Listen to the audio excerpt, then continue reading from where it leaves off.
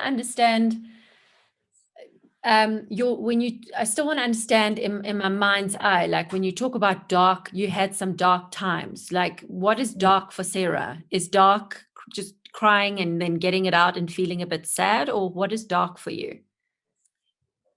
So, I mean, brutally honest, I had separated from my husband maybe 7 years ago.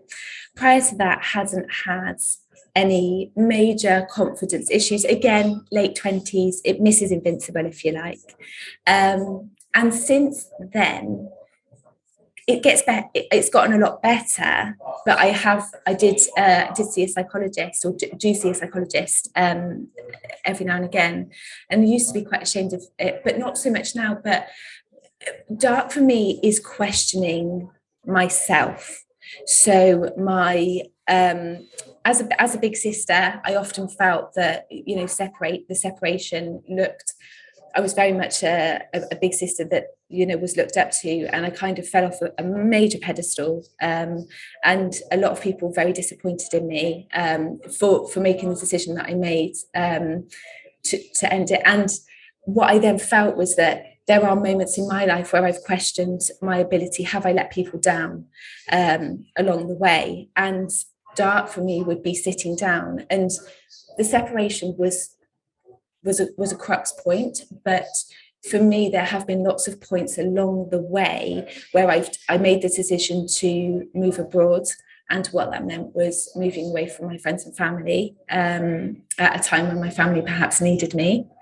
And made the decision to climb the mountains despite family and friends perhaps needing me, and having I remember going to talk to one of my friends and see him, and he'd said to me, you put a major downer on yourself. And I don't think it's intentional, Jen, but the reality is I will always question, have I done enough in every given situation? And what that looks like for me, I think, is in that moment, it's a case of what I don't want to do. There have been, my dad and I, we are very, very, very, very close, but I would always like to make up for any things that he thinks have let him down in the past.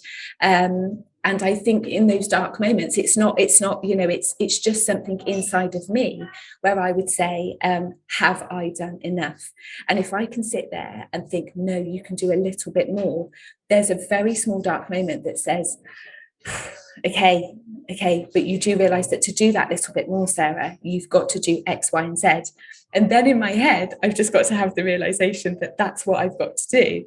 So that dark moment is me questioning, have I done enough? Have I made up enough have I done enough for what I want to do, for what I've set out to do?